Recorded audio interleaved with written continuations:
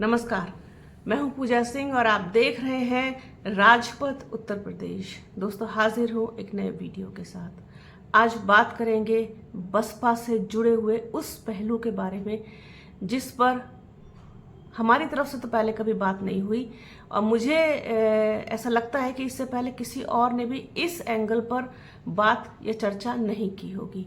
आज मैं जिस टॉपिक पर बात करने जा रही हूँ वो जुड़ा हुआ है युवाओं से।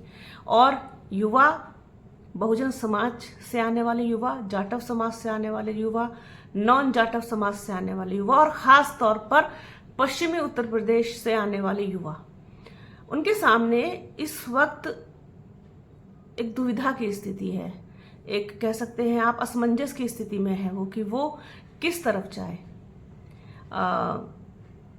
बीएसपी की तरफ जाए या एएसपी की तरफ जाए। एएसपी जो युवाओं को आकर्षित करती है, युवाओं के लिए चकाचौंध जगमगाहट कह लीजिए, और जिसमें बहुत लाइमलाइट है, या फिर तेजी से बढ़ने और उभरने का मौका आप कह सकते हैं। दूसरी तरफ बीएसपी है जिसमें ठहराव है, जिसमें स्थिरता है। एक उम्मीद है कि एक दिन आएगा कि जब बीएसपी अच्छी स्थिति में होगी और बहुजन समाज के लिए जैसा कि हमेशा किया है बीएसपी ने, आगे भी करेगी। अब एक चीज़ है कि जो युवा है आज का, वो 17 साल, 18 साल, 16 साल, उनमें माइनर भी हैं, एडल्ट भी हैं, से लेकर के और 30 साल तक का जो युवा है वो अभी बहुत कंफ्यूज है। क्योंकि अभी उसने क्या है ना कि प्रॉब्लम, जो संघर्ष का दौर था बीएसपी का, मान्यवर कांशीराम साहब से जो शुरू हुआ, बसपा सुप्रीमो मायावती से होता हुआ, और उनकी जो फुल कहना चाहिए कि मेजॉरिटी वाली जो सरकार थी, वहाँ तक का दौर उसने नहीं देखा। पुरानी बात हो गई तो वो जो युवा है कुछ तो पैदा नहीं हुए होंगे, और जो हो भी गए होंगे वो बहुत छोटे रहे होंगे, तो उनको उतनी चीज़ों की समझ नहीं है।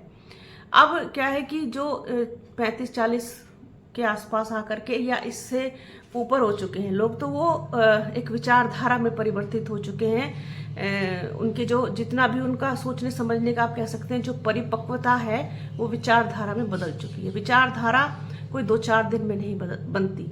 विचारधारा यूं ही नहीं बन जाती।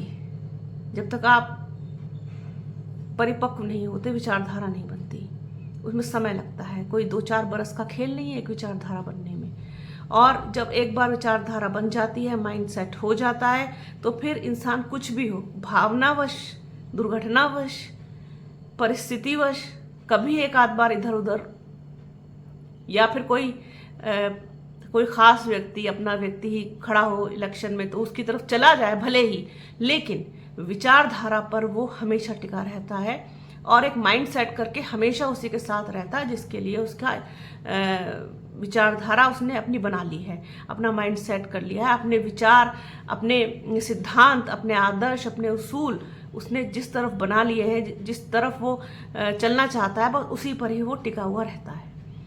अब वो विचारधारा बहुजन समाज पार्टी के लोगों की है, जो मैच्योर लोग हैं, 50, 55, 60 तक पहुंच चुके हैं, ऊपर के और इससे भी ऊपर हैं, 40-45 भी है। तो वो बसपा कुछ ना करे, बिल्कुल जीरो हो जाए, शिखर से शून्य तक आ जाए, उसको कोई फर्क नहीं पड़ता। उसको बसपा के साथ रहना है, हाथी को वोट देना है, देगा। इसी तरीके से कांग्रेस के साथ जो लोग हैं, कांग्रेसी हैं, जिनका माइंड सेट है खत्म हो गई कांग्रेस, कुछ नहीं बचा कांग्रेस में, फिर भी कांग्रेस के साथ है। ठीक यही चीज़ समाजवादी पार्टी के साथ है, ठीक यही चीज़ राष्ट्रीय लोकदल के साथ है, ठीक यही चीज़ आपकी भारतीय जनता पार्टी के साथ है। सबके अपने अपने लोग हैं, उनकी विचारधारा पर चलने वाले लोग हैं, उनकी अपनी विचारधारा को मानने वाले लोग हैं, इसीलिए उनका समर्थन करते हैं, इसीलिए उनके साथ रहते हैं। अब समस्या उन युवाओं के सामने है जो बहुत यंग हैं अभी, और वो चाहते हैं कि हम अपना कोई आदर्श बनाएं और उसकी विचारधारा को मानते हुए हम आगे बढ़ें। लेकिन माने तो किसे माने? बसपा में अभी दम नहीं है, बसपा कुछ कर नहीं रही है, और आज़ाद समाज पार्टी में जाते हैं तो जिस तरीके से मेरठ में आप लोगों को याद होगा कि वो हाईवे की घटना थी और वहाँ पर सब बवाल हो गया था, उसमें तमाम युवाओं के ऊपर मुकदमे लिखे गए। जो इसके अलावा प्रयागराज में जो अभी हाल में हुआ वो देखा आपने कि बाद में उनके परिवार वाले रोकर कैमरे पर बोलते हुए दिखाई दिए। तो आज़ाद समाज पार्टी की तरफ जाते हैं तो ये खतरा, और बीएसपी में रहते हैं या बीएसपी के साथ जुड़ते हैं तो थोड़ी सी उदासीनता। अब उनको तय करना है कि आपके लिए अच्छा क्या है, आपके लिए बेहतर क्या है, एक चकाचौंध भरी हुई दुनिया या फिर एक ऐसी दुनिया जिसमें भले ही आज उतना प्रकाश नहीं है, आज थोड़ी सी उदासीनता है, लेकिन एक स्थायित्व है, एक उम्मीद है। उम्मीद है कि एक ना एक दिन सरकार बनेगी बीएसपी की, या फिर बीएसपी ऐसी कंडीशन में आएगी कि बीएसपी के बिना सरकार ना बने, तो भी बहुत सारी चीज़ें ठीक हो सकती हैं, एक उम्मीद है। अगर आकाश आनंद उतरते हैं पूरी तरीके से बिहार के रास्ते से, वो यूपी में एंट्री करते हैं, तब तो फिर बहुत सारी चीज़ें, बहुत सारी तस्वीर क्लियर हो जाएगी। लेकिन अभी थोड़ी असमंजस की स्थिति में, और मैं रोज़ 2-3 लोगों से बात करती हूँ, खासतौर पर पश्चिमी उत्तर प्रदेश के युवाओं से, जो बहुजन समाज से आते हैं, जो जाटव समाज से आते हैं, उनके जो यंगस्टर्स हैं, उनसे बात करके चीज़ें क्लियर होती हैं, पता चलता है कि आखिरकार मन में चल क्या रहा है। तो कहीं ना कहीं वो मुझे भी टटोलने की कोशिश करते हैं कि बीएसपी में क्या चल रहा है। मैंने कहा अरे भैया, मैं कोई बीएसपी की सलाहकार थोड़ी ना हूँ, या फिर मैं कोई बीएसपी की प्रवक्ता हूँ कि वह मुझे सब कुछ पता होगा।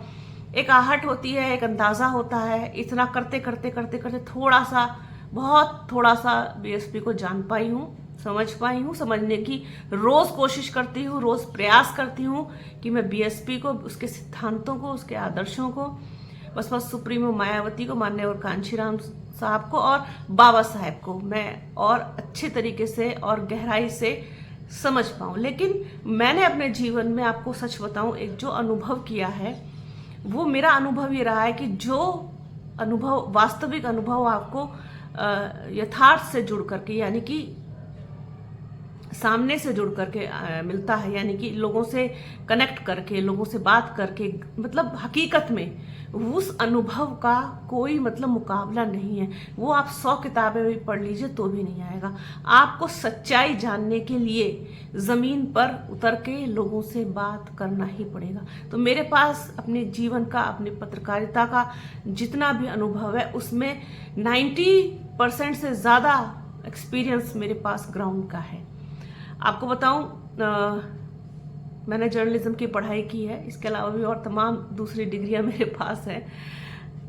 जर्नलिज्म में आने के बाद, उस दौर में जब मैंने 2001 में जर्नलिज्म में दाखिला लिया था, तब ग्राउंड पर जा कर के रिपोर्टिंग होती थी। ना तो कोई इंटरनेट था, ना व्हाट्सएप था, ना ही और कोई, बस एक ईमेल चला करता था। ईमेल आ चुका था तब तक, लेकिन किसी भी पत्रकार को ग्राउंड पर जाना ही पड़ता था और ऑन द स्पॉट आप सारी डिटेल अपने एक पैड पर नोट करके लाते थे। आपका फोटोग्राफर साथ जाता था, आपकी फोटोग्राफी वो करके देता था आपको, आपकी स्टोरी की, आपकी खबर की, और सब कुछ आंखों देखा होता था। फिर वो चाहे क्राइम हो, चाहे फिर सोशल इश्यूज हो, या फिर और कुछ हो, एक्सीडेंट हो या कुछ भी हो, आपको वहाँ जाना ही पड़ता था।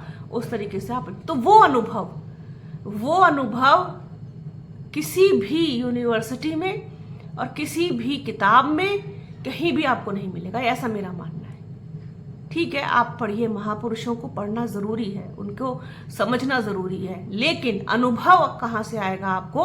अनुभव ज़मीन पर उतर के आएगा, घर में बैठ कर के अनुभव नहीं आएगा। तो वो चीज़ है, और वही चीज़ फिर मैंने आगे भी फॉलो की। मैंने अपना एनजीओ बनाया, एनजीओ में काम किया, बहुत काम किया, जो भी मेरे बस की काम था, जो भी मेरी हैसियत के हिसाब से काम था, लोगों के काम कराने से लेकर के नल ठीक कराना, नालियाँ, खड़ंजे, लाइट, बिजली, राशन कार्ड बनवाना किया। उसके बाद मैंने पार्षदी का चुनाव भी लड़ा, हार गई मैं, 4थे नंबर पे आई, बहुत कम वोट मिले, लेकिन लड़ी मैं। लोगों ने कहा कि नहीं लड़ो, यहाँ पर भी बीजेपी की सीट है, यहाँ पर आपको कुछ नहीं मिलेगा, लेकिन फिर भी किया, क्योंकि करना ज़रूरी था और अनुभव वहीं से मिलता। तो अब जब तक उन्होंने अनुभव नहीं किया है तो उनको पता कैसे चलेगा कि कौन सही है कौन गलत है और कहाँ पर आपको ज़्यादा एडवांटेज है किसी के साथ रहने में, अपनी विचारधारा बनाने में। तो यही स्थिति आज के टाइम युवाओं की है कि उनके सामने दुविधा है कि वो किस तरफ रुख करें।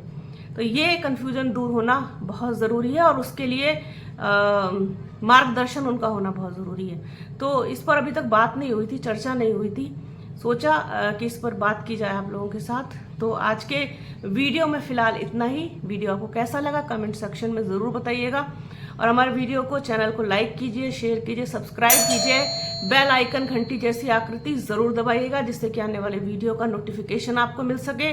वीडियो को प्लीज़ पूरा देखिएगा, ज़्यादा से ज़्यादा शेयर कीजिएगा। अपना और अपनों का बहुत ख्याल रखिए। जल्द मिलूंगी आपसे एक नए वीडियो में, एक नए मुद्दे के साथ, एक नई चर्चा में। तब तक के लिए जय हिंद।